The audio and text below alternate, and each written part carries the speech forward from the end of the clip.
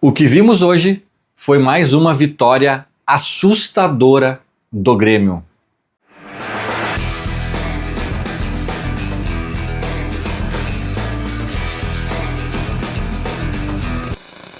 Fim de jogo na Arena do Grêmio, Grêmio 1, Bahia 0. Vai ser assim, gente. Vai ser assim. Foi contra o Santos, foi agora. Quando ganhar, vai ser assim, né? Dificilmente a gente vai construir uma vitória tranquila, pelo menos até as paradas FIFA lá e Mundial e tal, né?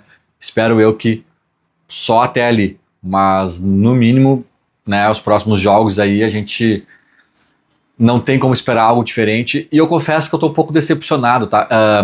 Porque eu mesmo já falei várias vezes aqui que eu não esperava um Grêmio arrumado, ajustado, encaixado antes dessa parada que o Mano vai ter aí, né, um bom período para treinar e tal.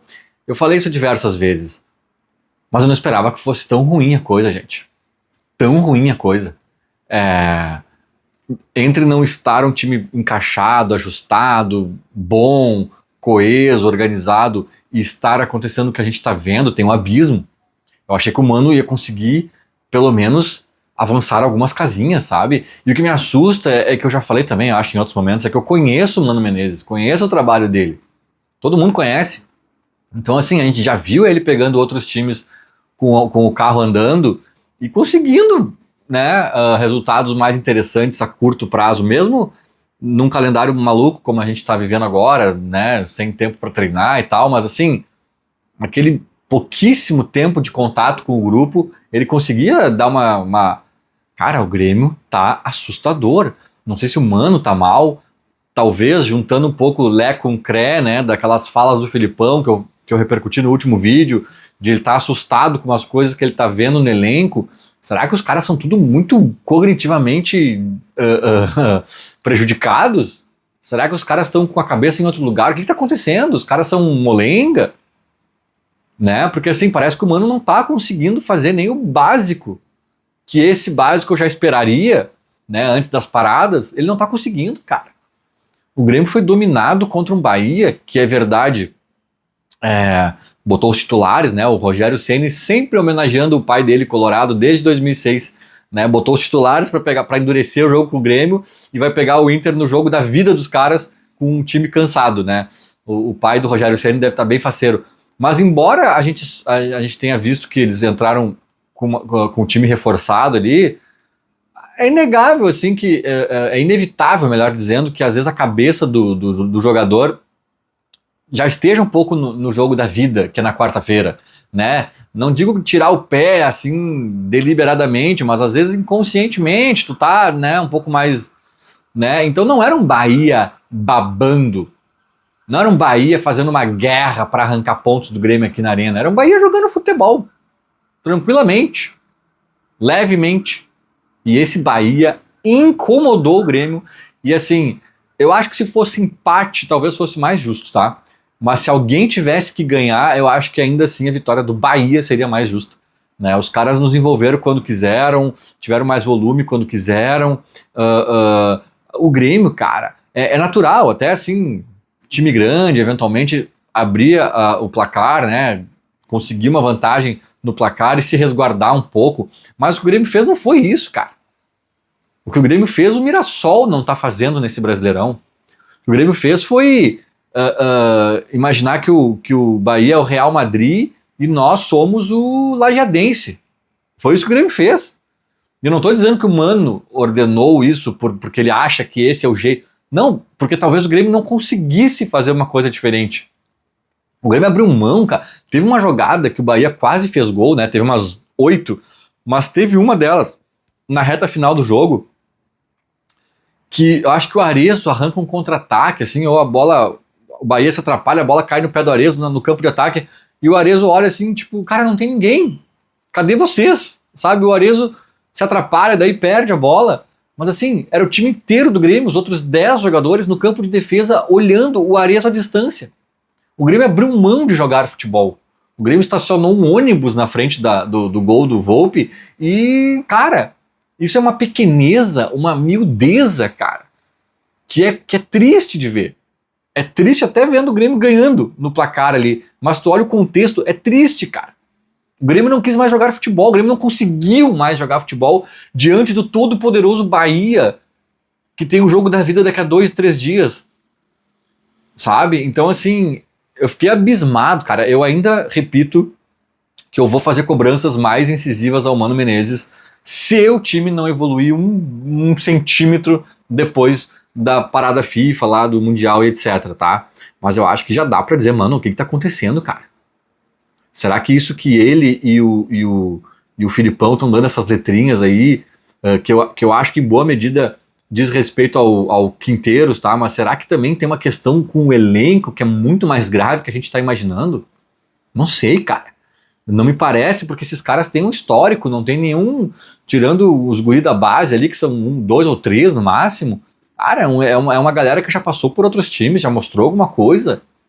Não dá pra tirar mais nada desses caras, velho. Mais nada. É isso mesmo, mano. Tem que esperar as tuas semanas ali de treino. Agora não dá pra ser um time pelo menos decente. A gente tem que ser patético, a gente tem que ser minúsculo assim. Cara, eu fiquei assustado, por isso que eu digo, uma vitória assustadora. É óbvio que veio o que a gente mais queria, né? O placar, mais do que a atuação. Mas a atuação ela tem que estar em pauta, ela tem que preocupar, porque ela, embora não tenha prejudicado os pontos de hoje, ela dá indícios de que se a coisa continuar assim, vai prejudicar ali na frente. Tu faz 10 jogos como o Grêmio fez hoje, tu vai achar essa vitória em 1. Os outros 9 esquece. Então o Grêmio precisa entender essa atuação, essa pequenez, essa pobreza tática, técnica, anímica, não sei, cara. Por onde tu olha, talvez, assim, o Grêmio não tem nada. Não tem nada. É assustador, né? E vamos lembrar, ganhamos com um lance polêmico. Foi num lance polêmico. A gente tem reclamado aqui dos 200 lances que não são nem polêmicos, que são escandalosos contra o Grêmio. Dessa vez teve um polêmico que marcaram a favor. Talvez sim tenha sido já um reflexo do assalto que a gente vem sofrendo sistematicamente, dos assaltos, né? Porque daí ele viu um contato ali, tá, mas de repente desequilibrou o Bright White e tal. Eu sinceramente não tenho convicção de que aquilo ali é pênalti, para ser bem sincero com vocês, mas eu acho que o que separa isso de um escândalo é que se tu quiser marcar, tu consegue justificar por que tu tá marcando. O Bright White ia pisar no chão, o goleiro veio de carrinho ali, deslizando, se botou embaixo, né, atingiu o Bright White, que se desequilibrou e não conseguiu tentar pegar a bola. Tá, tu pode discordar, pode concordar, mas tu entende o que o juiz viu, né? E ainda tentou ver uma falta do Kahneman, lá sempre o Kahneman, né, eles tentam ver alguma coisa do Kahneman para tentar anular o pênalti. Mas marcou. Né? Não é aqueles escândalos que todo mundo olha e diz assim, que era o que o Grêmio vinha sofrendo, né? Nossa, mas o que ele marcou aqui? Não entendi. Só um pouquinho, mas ele tá brigando com a imagem. O que ele viu aqui? Ele disse, não empurrou, e o cara tá fazendo assim. Ou ele disse, empurrou, e o cara tá assim.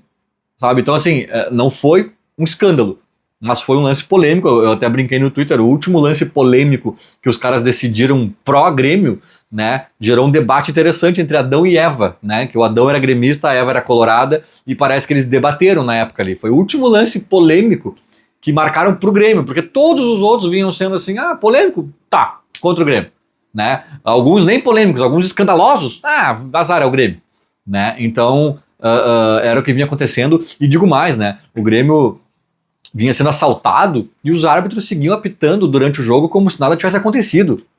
Esse lance polêmico de hoje, que nos garantiu a vitória, que o árbitro decidiu a nosso favor, custou caro, cara.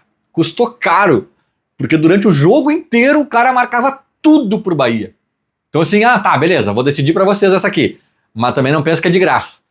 Cara, assim, desde assim, 15 bolas prensadas da zaga com o ataque do Bahia, e algumas delas claramente tiro de meta, ele deu tudo escanteio, tudo acionado, tudo escanteio.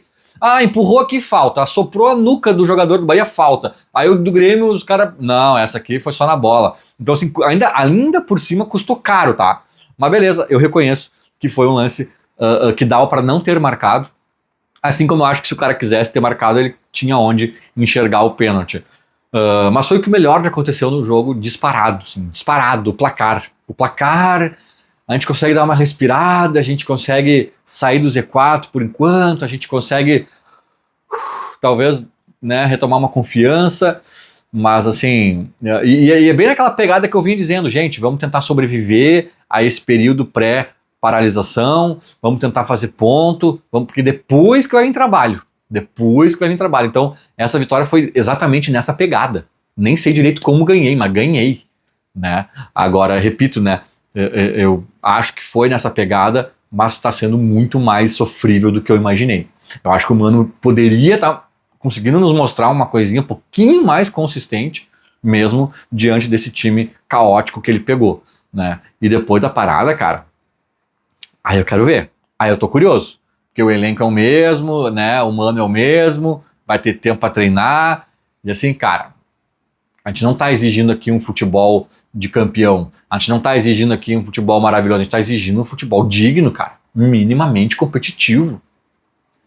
Sabe? A gente sabe que o mundo mudou, as SAFs, o dinheiro, o Grêmio ficou um pouco para trás aí dos grandes nesse quesito. Mas, cara, era pra gente estar reclamando disso em 10º na tabela, em 8º. Dizendo, poxa, o Grêmio sempre tá no G4, o Grêmio sempre tá brigando pelo título, o Grêmio sempre tá lá nas cabeças, agora a gente virou um timezinho medíocre de meio de tabela e tal. Era pra gente estar nessa reclamação. O resto, que não tá nos puxando pra outra metade da tabela, é incompetência. É incompetência, em várias camadas. O Grêmio agora brigando com o Z4, 2 anos consecutivos, sendo que em 21 caiu. Né? Vai virar o quê? Vai virar rotina? A gente virou a Ponte Preta, o Goiás? Só um pouquinho, cara. Vamos se respeitar.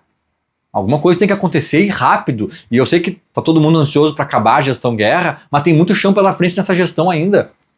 As coisas têm que melhorarem já nessa parada FIFA. Já agora, cara. Tem que melhorar significativamente. E talvez com um pacotão de reforços importante. E eu vou dizer, cara, se o Grêmio é tão ruim assim, se os caras têm problema cognitivo, como o Filipão talvez deu a entender que teve que ensinar um beabá pros caras, eu não sei exatamente que beabá ele tá falando, mas se a coisa é tão feia assim, cara, contrata meia dúzia de jogadorzinho médio. Um jogadorzinho bom do Atlético Paranaense, um jogadorzinho que resolve pro Mirassol, um jogadorzinho que tá indo bem no Bragantino. Bem que o Bragantino é um pouco diferente ali, a conversa financeira, né? Mas assim, então pega uns caras que pelo menos são medianos, que pelo menos sejam medíocres. Porque se a gente pegar um meio time titular novo que seja medíocre, a gente já não cai.